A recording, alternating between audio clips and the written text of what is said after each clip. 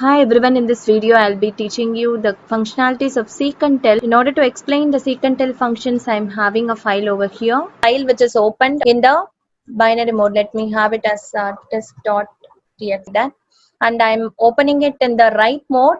I can read it from the file also, and it is a binary file. If you because it is a binary file, I need to encode whatever I wanted to store it into the file. That is why I have the content which I wanted to write dot encode. If I'm not using encode, it is not going to accept the content to be written into the file. Because we are writing into a binary file, the string cannot be written into the file directly. We have to convert it into byte code, which is done by encode function. And f.read is going to read the content from the file. Now coming to the seek function, what is the number 2 represent and -3 represent? -3 represents that it is going to move backwards, and second parameter represent from what position it is going to move backwards. If my second parameter is 0, it is going to move from the beginning of the file. If my second parameter is 1, it is going to move the file pointer from the current position. Wherever my file pointer is, from the current position it is going to move. If my second parameter is 2, it is going to move from the end. 0 means it is going to move from the beginning. If it is 1, it is going to move from current position. If it is 2, it is going to move from the end of the file. Where the file pointer will be there when I'm giving this is because it is 2, it goes to the end of the file, which is after f, and moving -3 backwards makes the file pointer to come to this position 1, 2, 3. So here the file pointer will be there, and if I'm making use of f.read here, read is going to read the complete content from the file from where the file pointer is there. So here the pointer is there. F.read is going to read the content from this position onwards. Now if I'm having f.seek 5,0 from the beginning of the file, I'm seek means it is going to move the pointer to a particular position. From the beginning of the file, I'm making the pointer to get moved to the fifth position. 1, 2, 3, 4, 5. Moving to the fifth position. If I'm reading 8 bytes from there onwards, it is going to read 1, 2, 3, 4, 5, 6, 7, 8. So from 5 until C, it is going to get displayed. Now my pointer is there in this position. I have to read 8 bytes from there onwards. So f.seek -4, 1. From the current position, I am moving 4 bytes backward.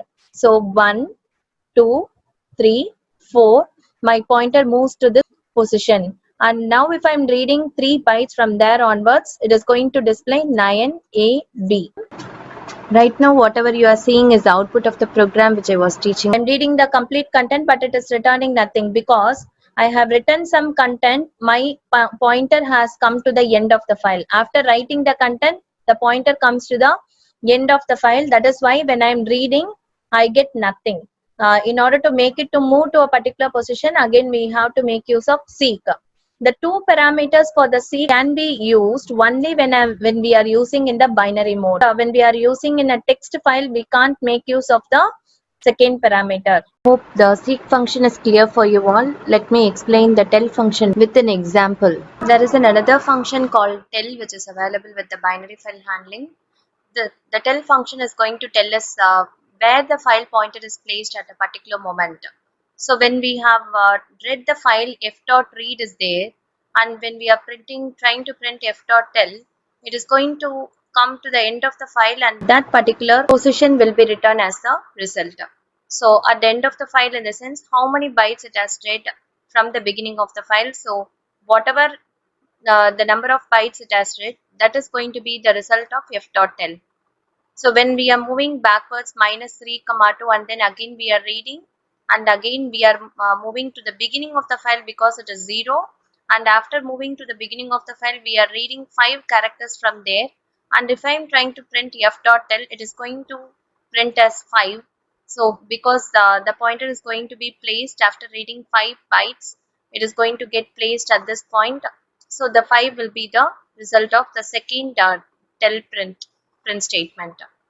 So let me execute the program and show you the result.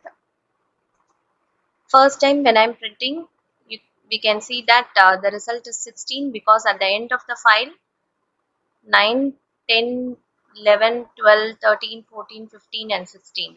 Okay, so 16 is going to be the first result, and second result is going to be 5 because I have moved to the beginning of the file and I have read 5 characters. If I'm printing f.l, it is going to tell me where the file pointer is being placed at that particular moment. So hope you all have understood the functionality of seek and tell. Basically, the seek and tell functions will be used in binary file handling when we need to do updation of a particular record. When we move from one record to another record, we'll be making use of seek function and tell function. Thank you all for watching this video. Do like, share and subscribe. Thank you.